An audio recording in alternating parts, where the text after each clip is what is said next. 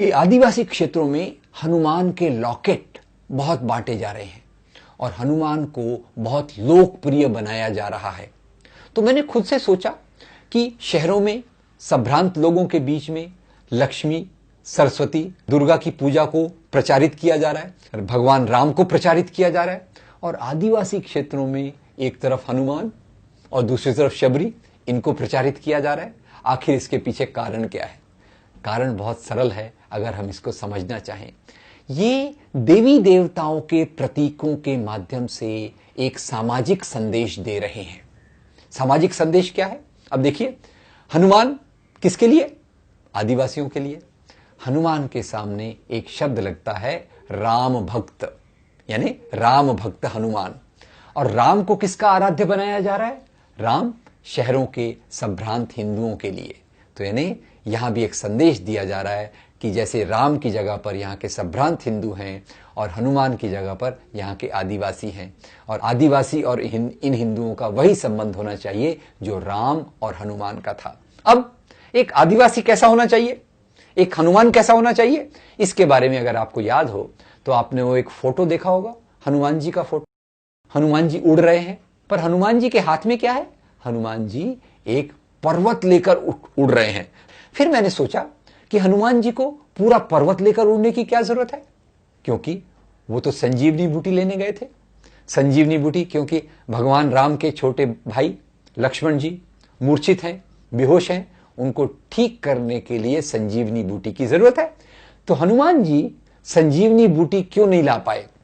अब यही सोचने की बात है, क्योंकि उनके दिमाग में थोड़ा प्रॉब्लम है। उनके हाथों में कोई प्रॉब्लम नहीं है, शक्ति बहुत है, पर शक्ति कहां नहीं है? थोड़े सोचने में शक्ति नहीं है। वो संजीवनी बूटी, अपने दिमाग की सीमितता के कारण संजीवनी बूटी को पहचान नहीं पाते। तो एक आदर्श गुलाम ने कैसा होना चाहिए? जो सोचे नहीं, केवल सूचना का पालन करे। और इसी आधार पे हनुमान को ज्यादा प्रचारित किया जा रहा है। और फिर आदिवासियों की आराध्य शबरी क्यों होना चाहिए? लक्ष्मी, सरस्वती और दुर्गा क्यों नहीं? क्योंकि ये तीनों देवियां जो हैं ये संभ्रांत लोगों के लिए हैं। और शबरी मां जो एक कमजोर गरीब स्त्री है, जिसके शरीर पे न तो अन्न दिखाई देता है न ज्यादा कपड़े दिखाई देते हैं, उसे आदिवासियों के आराध्य के रूप में प्रस्तुत करने के पीछे भी एक प्रकार की राजनीति है कि आदिवासियों, तुम अपनी सीमा के अंदर रहो, ज्ञान प्राप्त मत करो, संपत्ति प्राप्त मत करो। अगर तुम उस रास्ते पर जाओगे, हम तुम्हें चैन से जीने नहीं देंगे, क्योंकि तुम्हारी जगह हमने निश्चित की है, और वो है कुछ लोगों की गुलामी करने के लिए। कई मित्र ऐसा सोचते हैं कई बार कि ईसाई विरोधी हिंसा 1987 के बाद ही क्यों चालू हुई। उसमें मैं 2-3 कारणों को सोचता हूं।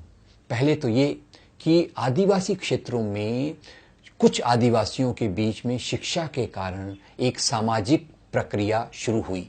ये सामाजिक प्रक्रिया उनकी बेहतरी की थी, उनकी बराबरी की ओर जाने की प्रगति की थी। दूसरी ओर इन्हीं क्षेत्रों से आदिवासियों ने अपने जल, जंगल, जमीन की मांगों को रखना चालू किया। दूसरा ये सोचा गया कि 1980 के दशक में जो पहले बड़े दंगे हुए, ये दंगे दलितों के खिलाफ हुए, ये दंगे कमजोर लोगों के खिलाफ हुए। 1980 के दशक के मध्य में सोचा गया कि आदिवासियों का एक बहुत बड़ा एरिया है, और अगर हम इनके वोटों को प्राप्त कर लें, इनको अगर हम सोशल इंजीनियरिंग अगर करके इनको अगर हम अपना चेला, अपना मानने वाले बना लेंगे, तो एक तरफ से तो इस एरिया में हमको वोट मिलेंगे, और दूसरी तरफ से हम इनको अपने हस्तक के रूप में इस्तेमाल करके दूसरे लोगों के खिलाफ हिंसा के लिए प्रवृत्त करेंगे। ये बात गुजरात के दंगों में देखने के लिए आई। गुजरात के दंगों में जहां संभ्रांत लोग, विश्व हिंदू परिषद वाले, बजरंग दल के नेता, बीजेपी के नेता अपने घरों में बैठे थे, उसी समय उन्होंने ऐसी प्रक्रियाएं शुरू की जिससे वहां के दलित और आदिवासियों के माध्यम से उन्होंने हिंसा करवाई। इससे ज्यादा चालाकी और खतरनाक चाल और कोई नहीं हो सकती। जहां तक आरएसएस का सवाल है, इसकी नीति काफी स्पष्ट है। 1960 से जबलपुर से जब दंगे शुरू हुए, तो उसी समय इन्होंने नारा दिया था, पहले कसाई फिर ईसाई। तो पहले हम मुसलमानों के खिलाफ हिंसा करेंगे और धीरे धीरे ईसाइयों को उसमें जोड़ लेंगे।